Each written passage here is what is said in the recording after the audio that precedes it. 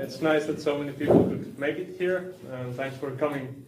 I know there are some people here who even skip their own talk in order to be here, so that's really appreciated. So I will be giving sort of a very basic introduction to the field of research that's called quantum gravity. And I will be reviewing a lot of background material before I actually get to the actual topic, which is quantum gravity, so I'll be talking about quantum and gravity sort of separately before that, in order to give you some background, in case perhaps many of you don't know that much about these subjects. I don't know. Hopefully that will be helpful. So let me start by very briefly reviewing the sort of the current state of our knowledge about nature and how we model it in the fundamental level. So, like all good stories, this story also would start, of course, from the ancient Greeks, but I've skipped directly to Newton because he sort of started the modern approach to physics, where we model phenomena by using mathematics. And he formulated the classical laws of mechanics and his theory of gravity in the 1600s, and which was later improved by several people during the next 200 years or so. Then the next big development was, of course, the development of classical field theory, which allowed Maxwell, for example, to formulate his electromagnetic theory. So instead of considering not only particles, but you also consider these kind of continuous fields in space with infinite degrees of freedom, basically. So much more complicated systems. And also another great development was the development of statistical mechanics that allows you to treat large collections of particles in a statistical probabilistic manner. Then in the beginning of the 20th century there was actually two big revolutions in our understanding of how to model the basic phenomena in nature. First was special relativity by Einstein, who published this in 1905. And he took the message from Maxwell's electromagnetism seriously that light always travels with a constant velocity in vacuum. And the other great revolution was quantum mechanics, that describes the small elements of nature, such as atoms and such, and I will say much more about that later in this talk. Then in 1915, exactly 100 years ago, Einstein published his general theory of relativity that describes gravity in a way that is consistent with the special relativity. And I will also say quite a lot about that later in this talk. And then from 1920s onwards, there was a development of quantum field theory, which is, again, like you went from classical mechanics to classical field theory, Maxwell's electromagnetism and so on. This is similar generalization of quantum mechanics of particles to fields. And actually this is our best understanding of today of elementary particles and microscopic systems, in the form, especially in the form of the standard model of elementary particle physics that is used also, well, in particular to describe the interactions and processes that happen, for example, inside the Large Hadron Collider in CERN, Geneva. Then, of course, there is also quantum statistical mechanics that was sort of the modification of classical statistical mechanics to the quantum system. Now, this gravity part here that is described by general relativity and the quantum part are quite separate, as well. I will explain in more detail later on. And this makes us think that there should be some framework that unifies the two together in a consistent way. And this is the goal of the field of quantum gravity, to formulate such a understanding of nature that would allow us to combine these different elements of our current understanding. So, as I said, I will now talk about quantum separately, so quantum physics.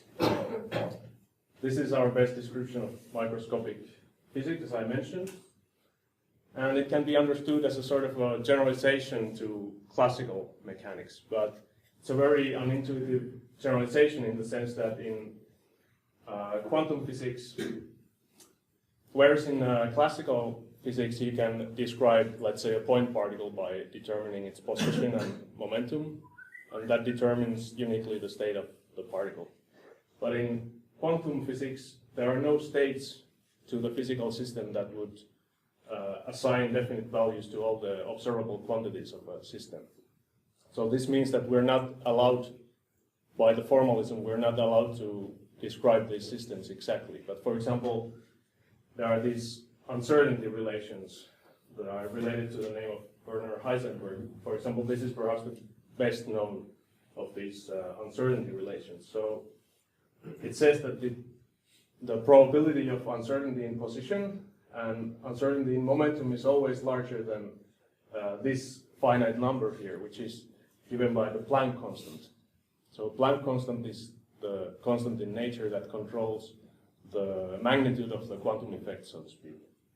And you can see that if we, for example, know the position exactly so that the uncertainty in position is 0, then we cannot know anything about the momentum because this has to be infinite in that limit. And because of this uncertain nature of quantum systems, we have to resort to a probabilistic description of quantum states, particular quantum systems. So, for example, here's a picture of the probability densities of the position of an electron around a hydrogen atom. So you can see that they're spread around in space like that.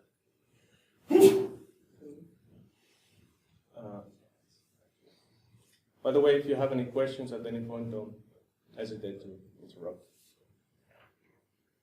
So this also leads to the weird phenomenon that if you measure one quantity of a quantum system, like say the position here, this may influence the values that you have to assign to the other quantities that are related to your system. For example, if you measure the position here, say you have a particle and you know something about its position and something about its momentum. Okay, it's more or less like that.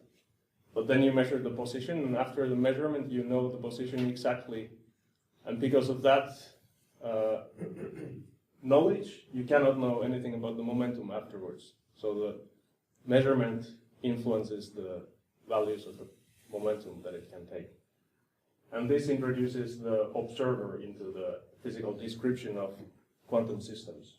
So you have to take into account the measurement process in your description of the evolution of the system.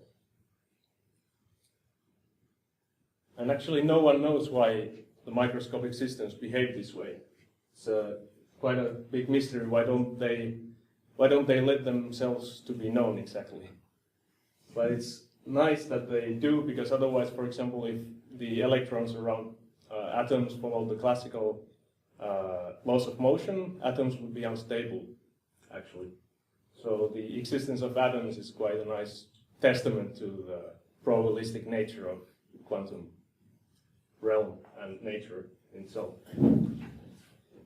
And since we don't know really why microscopic systems behave this way, there are all kinds of interpretations that have arisen to try to understand what this formalism actually means. And especially the quantum state is a big mystery. So one can argue that it should represent the physical state of the system. So it would be sort of an objective quantity that is related to the system alone. The other possibility is that it represents the knowledge of the observer of the system. So it's sort of a subjective, it's relational to the observer. And there are all kinds of funny thought experiments that one can think of. So I don't know how many of you have heard about the Schrodinger's cat experiment, for example? Okay. So, well, I'll just very briefly explain that the idea is that you have some box that's closed and you put a cat inside. But in box there's also a container of some poison, some nerve gas or something. And the opening of this poison gas box, the container, is controlled by some quantum mechanical process like decay of an atom or something like that.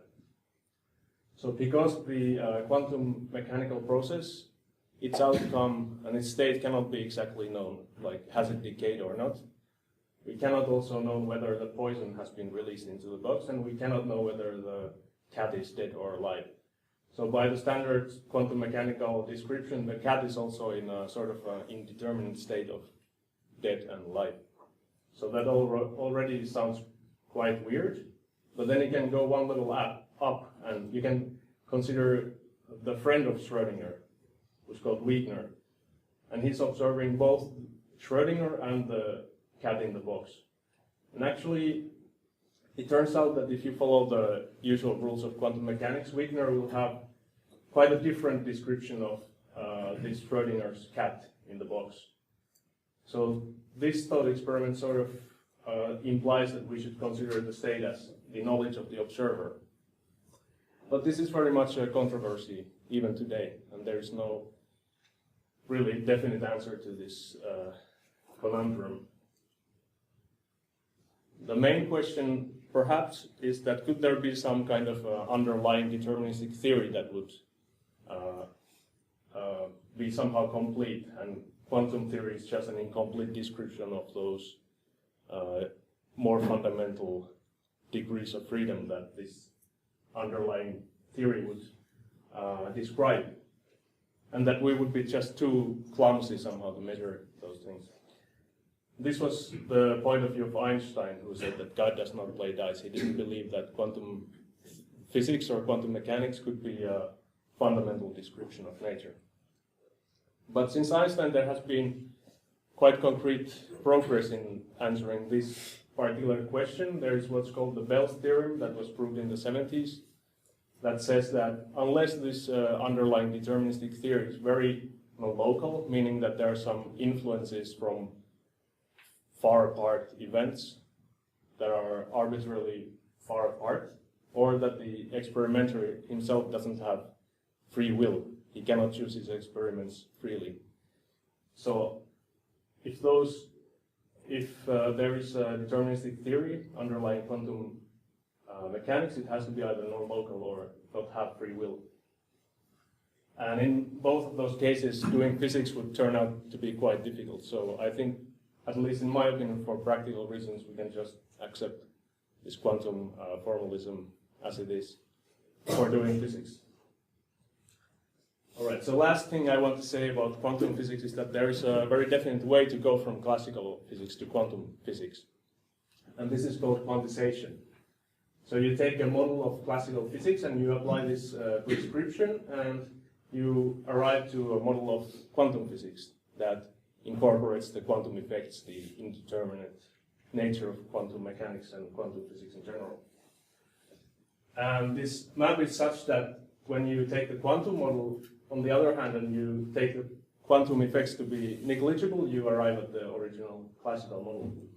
But the problem with this prescription is that it's not actually a unique procedure, because there may be, on this side, there may be many quantum models that in this limit correspond to the same classical model. So it's more like a cooking recipe in that sense, that there are many ways to mix the dough, but the pie will probably be the same at the end.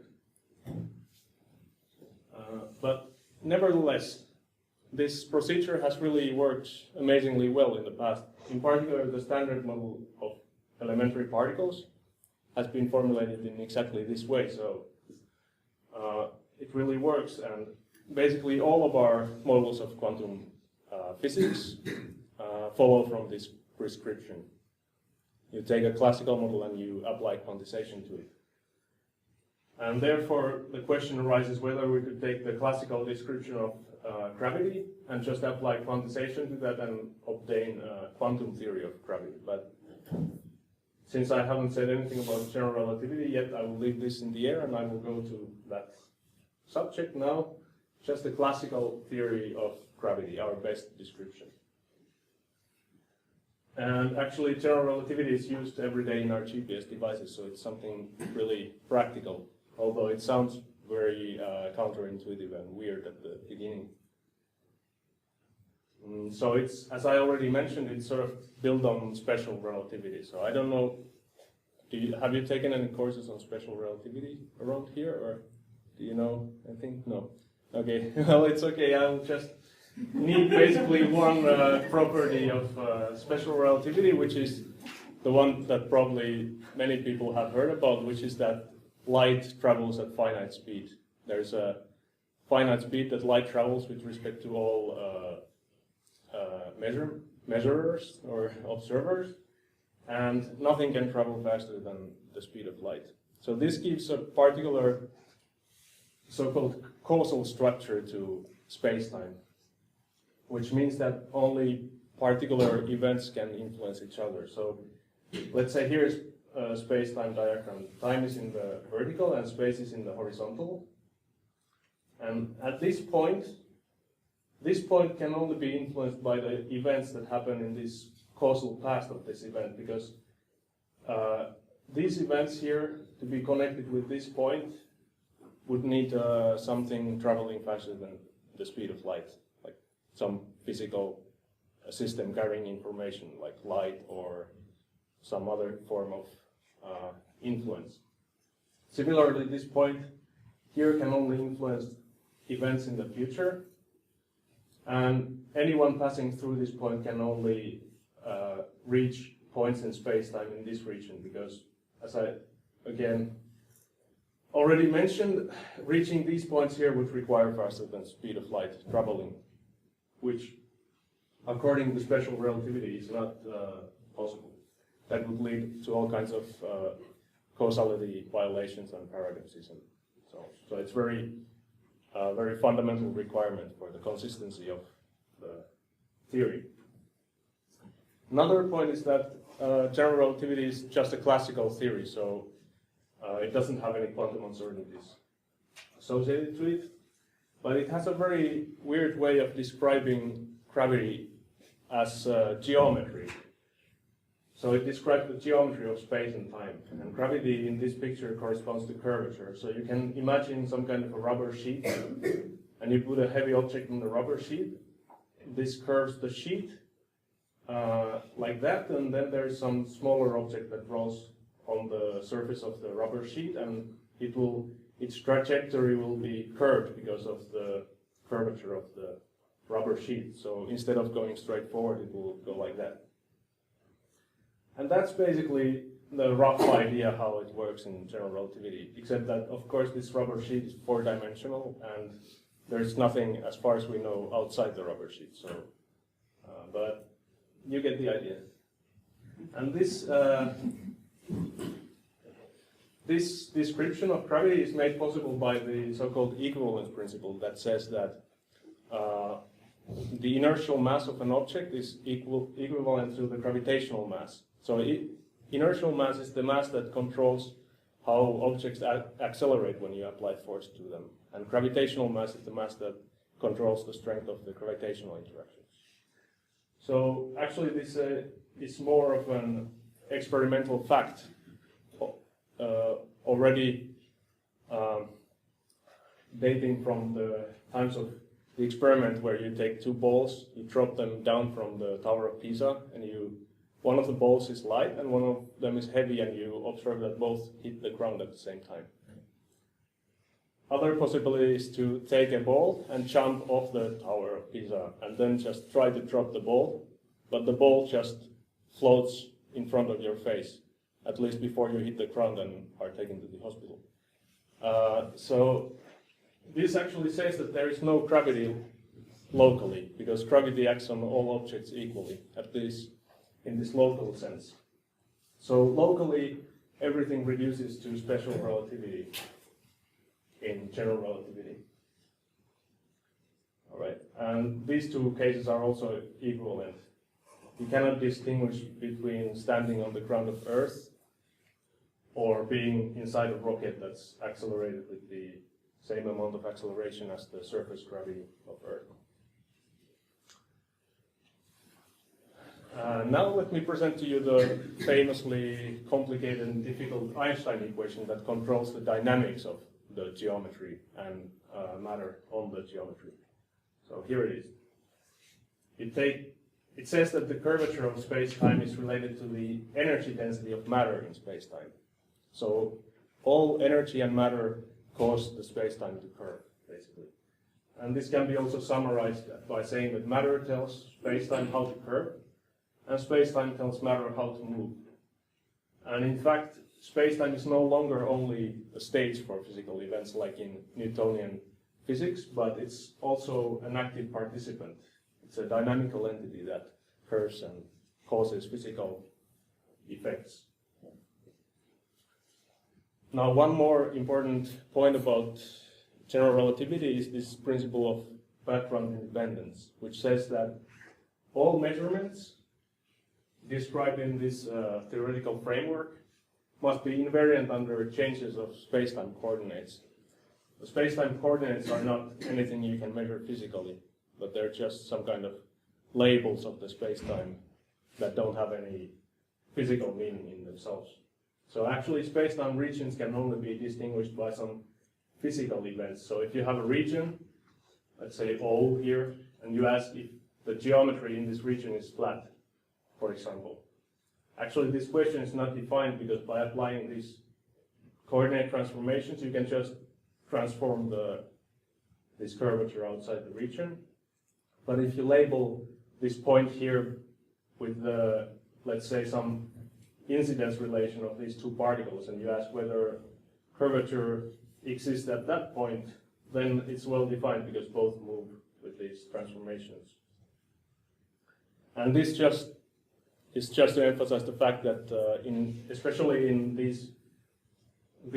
this theoretical framework, physically meaningful sentences must be always expressed in terms of some measurable quantities. So you have to pay special attention to that. So finally, about general relativity, there are some very remarkable phenomena that it predicts, in particular black holes. So it predicts that if you take some massive dust cloud in space and you let it evolve in time, it will actually collapse under its own weight, and it will form what's called a singularity in space-time. So the singularity is a place where there is infinite energy density and curvature, and here, in fact, general relativity breaks down. There are these infinities that pop up, and you have no way of describing what happens there. It's just a point-like defect in space-time. And actually, because the singularity is very massive, it distorts the causal structure of space-time that I already said some slides ago, how it works, and there's a formation of an event horizon. So if we zoom on the event horizon, here's the event horizon of the black hole. So you can see, okay, for example, at this point here, I've illustrated the forward light cone with these two lines here. So anything traveling slower than speed of light, which is everything, can only go to these directions in space and time. Now, if you reach the event horizon, the forward light cone aligns itself with the event horizon. So when you reach this point, you cannot anymore escape from the black hole. You're basically doomed to reach the singularity, and whatever happens there will happen to you. We don't know what. But so that's the point, that from inside the event horizon, there cannot be any information coming out because of that reason.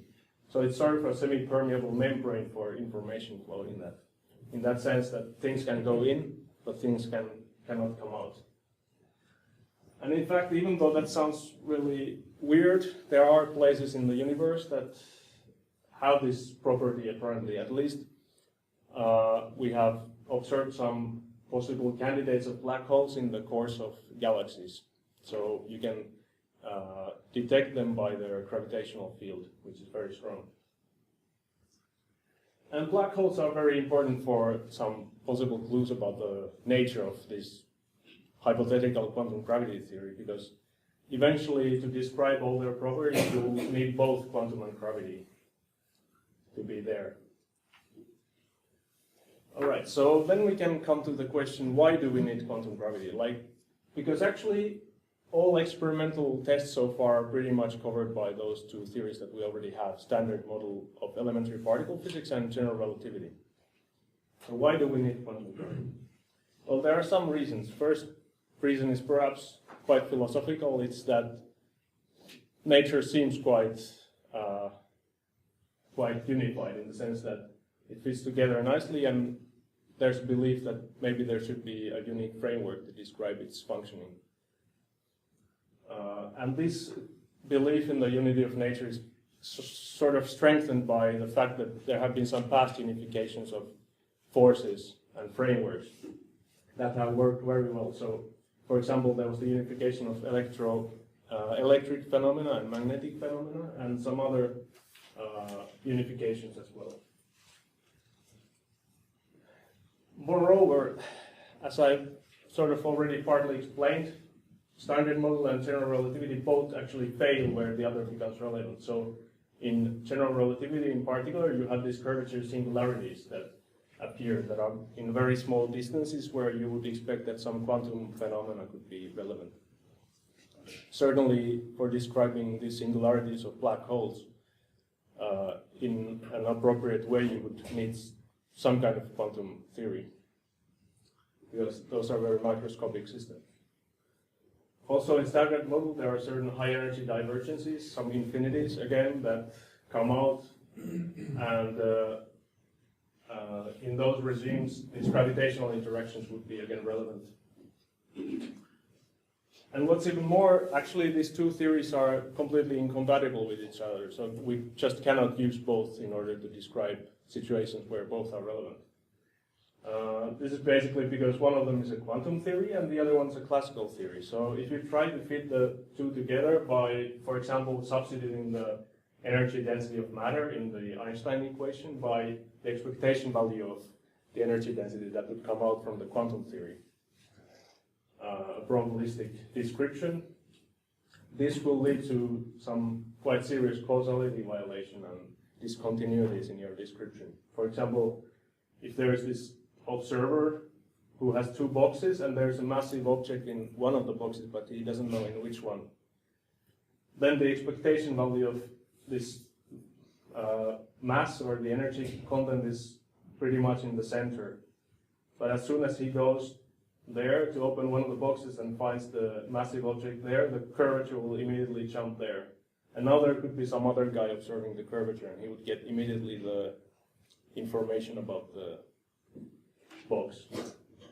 So that's a serious violation of these causality relations that would lead to all kinds of paradoxes in our description of physics. So where does quantum gravity sit in our picture? Here's a little bit different kind of an illustration in terms of three different constants that we have in our theories. So one is the Planck constant that I already mentioned, is the one that controls the magnitude of the quantum effects for quantum systems. Other one is the speed of light that controls the non-relativistic, the relativistic effects. So when you take the speed of light to infinity, you will recover the Newtonian mechanics from special relativity. And the third one is the gravitational constant that controls the magnitude of the gravitational interactions. And only when all of these three are relevant, you cannot neglect any one of them, there will be some quantum gravitational effects to be expected. But these regimes, these places where all three are relevant are very difficult to reach. There is what is called the Planck scale, that is the scale where gravity becomes comparable in strength to the other fundamental forces of nature. And the characteristic length scale is very small, 10 to minus 35. If you compare it to the atomic nucleus, for example, it's like way smaller, and the times are very small as well, completely unobservable at the moment. And the reason why they are so small is due to the extreme weakness of the gravitational forces. So even though gravity seems very strong when we're trying to wake up in the morning, for example, it's actually extremely weak. We we only need some chemical bonds to be broken in order to get up from the bed in the morning. And it's been estimated that you would need something like a galaxy-sized particle accelerator in order to directly probe the Planck scale, and I think it's a bad time to ask for funding for that kind of a project at the moment, at least. But there are some extremely high energetic events in the universe that we can observe and that might be able to provide some clues about quantum gravity. One of them is the beginning of the universe, basically, the Big Bang. So 13.7 billion years ago, if we look back in time, which means looking further in space because of the finite speed of light, we see that the universe was in a very dense, hot, and energetic state back then. And what's left of that event that's called Big Bang is this so-called cosmic microwave background radiation in the sky that we can observe. It's like an afterglow of the Big Bang event. And there are these small temperature fluctuations in that radiation that are believed to be originated from some Planck scale quantum fluctuations in the beginning of the universe. And perhaps by observing those fluctuations, for example, we will be able to infer something about the nature of nature at those length and time scales. Another important phenomenon is the black holes that I already mentioned. And in fact, there are some very weird properties that one finds when one tries to put quantum theory and black holes together. So it's been in particular found that black holes must in fact carry entropy in order not to violate the second law of thermodynamics. So the second law of thermodynamics says that no closed system can never decrease its entropy, its disorganization. Let me put that in another way. So a disorganization in a closed system can never decrease. You always have to put some energy into the system to decrease the disorganization, which means to increase the organization. And that's, for example, why it takes so much energy to clean up your house or something like that. So imagine this situation: you have some entropy here in a box. There's this guy Bekenstein who apparently has very bad plans for the cat of Schrödinger, and he lowers the cat into the black hole. He probably didn't tell Schrödinger what it's going to do to the cat. So the black hole grows in size a little bit because it gets the mass from the box. And it's been shown by Stephen Hawking, by a very theoretical calculation by using quantum field theory on this kind of black hole space-time, that the black hole entropy has to be proportional to the area of this event horizon of black hole, with this particular proportionality constant. First weird thing about this result is that it's proportional to the area, not the volume, like for ordinary systems. Secondly, and even more surprisingly, it's extremely large, but it's actually finite, whereas from the classical theory you would expect that black holes could carry infinite amount of information because of the continuous nature of geometry in that. But actually it's finite. And it's also really a true quantum gravity phenomenon in the sense that it combines all the three constants that I mentioned. And there's even the Boltzmann constant there, because it's thermodynamics. And this is a real quantum gravity phenomenon in that sense, and its origin cannot really be explained without quantum gravity. I mean, you can calculate it by using our current theories, but you cannot explain the origin. Like, what are the degrees of freedom that give rise to this quantity? All right, so now I'm reviewing some more clues about the nature of quantum gravity. So here are the ones that I already mentioned: cosmic microwave background radiation, fluctuations, and black hole thermodynamics. Then there are also other very high energy cosmic events in the universe, such as supernova explosions that can be used to infer some kind of facts about high energies. Actually, supernovas has already been used in order to rule out some models that predicted varying speed of light as a function of energy. So another clue is that you should get general relativity out of it at some point, of course, because we know that general relativity describes nature so very well. And it should coexist with quantum theory. And there are many other things that we don't understand in our current theories, such as there are something like 23 parameters in standard model alone. It would be nice to try to understand why are those numbers and not something else. Then there's the great mystery of vacuum energy density, or dark energy as it's sometimes called, which is also another kind of free parameter in our description of the evolution of the universe in cosmology. And it's an extremely small value, but if you try to calculate from the standard model or quantum field theory, you will find a value that's something like 10 to 100 times too large. And that's called the worst prediction in the history of physics quite often, and it's not too far from the truth, actually. And there's certainly something very fundamental missing in that picture there. Another mystery is the dark matter mystery. There is like much more of this weird kind of matter in the universe. It constitutes 85% of the matter content of the universe, and it only interacts with our ordinary matter through gravity. And we have no idea what that is. And there are also many other things that we don't know, and anything basically provides clues, but those are perhaps the most crucial ones, the most fundamental ones. Right. So let me come to the last part of my talk then, and say something about the different approaches to the problem of quantum gravity. So the first strategy I already mentioned, which is to take the classical description of gravity and apply this quantization procedure to that, and perhaps at the end combine with the standard model. So let's look at that first. This is obviously the most immediate strategy because of the great success of quantization in the past, and it's been developed at least since the 1960s. So the idea is to formulate a quantum theory of space-time geometry itself, not a quantum theory on space-time, but of space-time.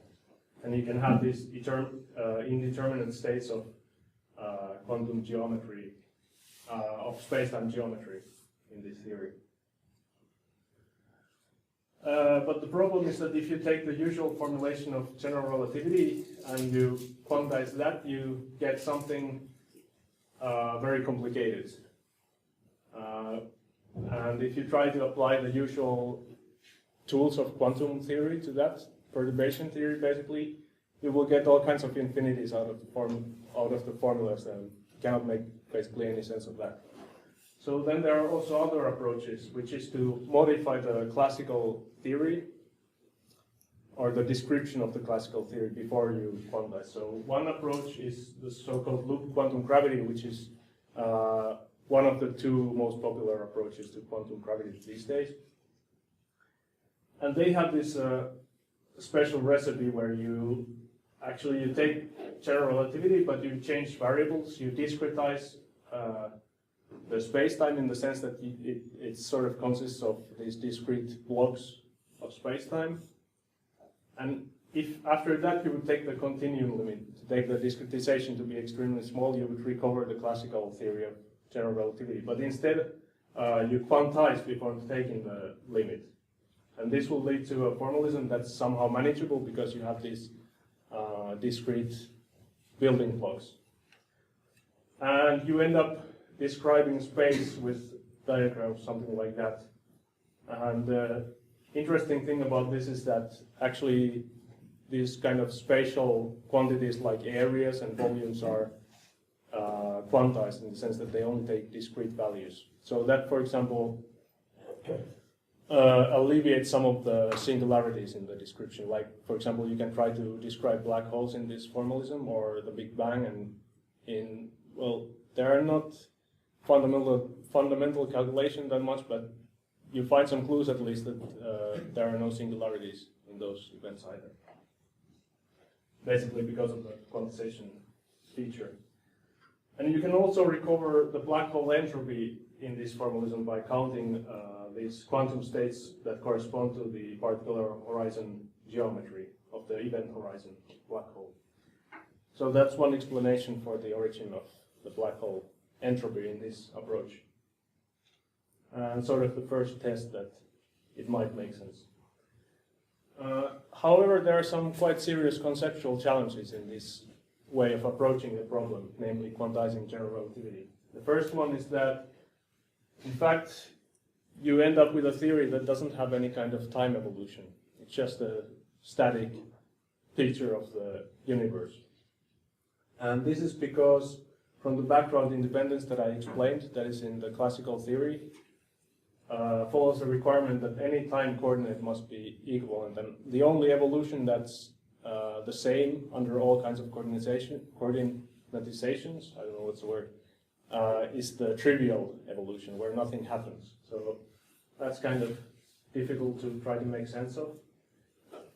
And that's basically follows from the different kinds of concepts of the physical time that we have in the two theories. So in quantum theory, we have a global time parameter that comes from outside the system, from some classical clock that the observer can use to correlate with the system that he's observing. In general relativity instead, there is actually no global time. There is the time parameter, but it doesn't have any physical meaning at all. And the only physical time that you have are these local times that come from some clocks that live inside the system. So these two concepts of time are very different and very hard to reconcile together. And it's been suggested that maybe one should consider some kind of relational evolution of observables. So even though the observables don't evolve in time, they could evolve with respect to each other actually. But it's very hard to find such observables, and especially hard to find observables that would work as a clock with respect to a sufficiently large numbers of other observables. The second problem is even more conceptual one, which is related to the interpretation of the quantum state that I tried to explain to you. So if you take the stance that the quantum state describes the knowledge of an observer of the state, and then you try to describe the universe using quantum physics, it's quite hard to understand who's the observer, because the observer should be outside the system, but if the system is the universe, who's outside the universe? So if you have probabilities for different geometries of space-time, then with respect to whose measurements are those probabilities defined? So it's hard to make sense of that quantum cosmology physically. And that would suggest that perhaps we should consider the other interpretation of the quantum states as physical states of the system, but then again there's this other kind of argument that says that we shouldn't. So that's kind of a paradox. And another suggestion is that perhaps we should not even try to describe the whole universe with just one quantum state, but there should be one state for each observer of the universe. But that's very much an open question at the moment. Third problem is that actually space-time doesn't have really a physical meaning as a geometric object. So geometry is not really well defined physically. This picture is a bit random, but it's supposed to sort of illustrate the ill-definedness of geometry. So geometry classically is made of points, but points are not measurable when you take into account the quantum effects. Because in quantum theory, if you want to localize something in a very small volume, like infinitely for points, then you need an infinite amount of energy, and that creates actually an event horizon, like a black hole around the event that you're trying to measure. So you cannot get any information out of that measurement from below the Planck scale. And there are different kinds of suggestions how to cure this problem. Maybe one should somehow consider some kind of quantum version of geometry itself. And there are suggestions like the one that was in the loop quantum gravity framework, this kind of discrete setting. But also there is some further conceptual problems there, because I don't know if it really makes sense to consider space-time as a quantum system in itself, because space-time is not directly something we can observe, but we send stuff around like light, particles, and other stuff to measure space-time distances and curvature and other properties. So with all these problems, it's not such a big surprise that we haven't been able to quantize gravity appropriately so far. So maybe the other approach is to provide some better better chances. But so let's look at the second one. It's the idea is to quantize some other classical theory that would eventually lead to general relativity, nevertheless. And in fact, string theory is one theory that follows exactly this path of logic. So you take a classical theory of strings in space-time, and you quantize that, and you arrive to string theory. So this is one of the second of the two most popular approaches. And let me mention just some good sides of string theory here. An extremely incomplete list, nevertheless. So in fact, all fundamental particles and forces, including gravity, are unified in this theoretical framework as different vibrational modes of this one elementary object that is the string. So it's not only a theory of gravity, but it's actually a theory of everything in that sense. So gravity is included naturally into that framework. And at least in low orders, it's behaving better than the regular quantum field theory. The jury is still sort of out for the higher orders as far as I understand, but in some approximation it behaves much better. And also in this approach you can recover the black hole entropy, but from a completely different origin. So it comes from counting some configurations of these strings that correspond to a black hole. So also this one passes the test. And last but not least, there are some quite remarkable mathematical structures in that theory that have led to some development of some mathematical fields of research completely outside physics. But it's a very rich mathematical structure itself. Okay, then some bad sides of string theory. So first bad side is that actually in this framework, in order to make the theory consistent, you have to have extra dimensions to your space-time. So here we have time and space, and we have some extra dimension z. But then in order to make these extra dimensions not detectable in low energy experiments, you have to compactify them. You have to replace them with something finite that's small in diameter. And the problem is that there are basically, practically speaking, an infinite way of compactifying those extra dimensions. There are all kinds of weird geometries that you can put there. And all these different geometries correspond to different sets of particles and forces. So basically you can predict anything out of that model, if that's the case. So you would have to find some kind of preferred compactification if you wanted to predict something out from this model. And another bad side possibly is that it requires supersymmetry, which leads to a family of new kinds of particles, so-called supersymmetric particles. And these particles haven't been observed in any experiments so far. And it becomes more and more difficult to include those particles in your theory as we progress in higher and higher energies of experiments. Third point is that actually nobody really knows what string theory is. And this is even said by the string theorists by themselves, at least some of them. It's because string theory is only formulated rigorously on a fixed background space-time. But as far as I know, there is no formulation without background. So in order to have the fundamental formulation, you would need to get rid of that background. And finally, there are some remarkable mathematical structures. So you actually might forget about the physics and just get lost in the mathematics. That's another danger. All right, so those are the two best well-known approaches, and basically for the last three ones I just have a big fat question mark to offer. There are some minor research directions in those directions as well, but not much is known so far in those, and these are much more difficult to start with. For example, trying to start with a quantum theory that is not a quantization of some classical theory, so you don't know where to start. And there could be other options as well, like classical theory within the limits of the Bell's theorem, or some other type of theory that is not quantum and not classical, but we don't know. It's an option.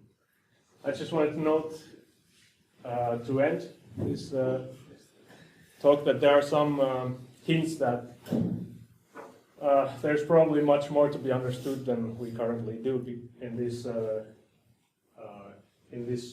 quantum gravity business, because there's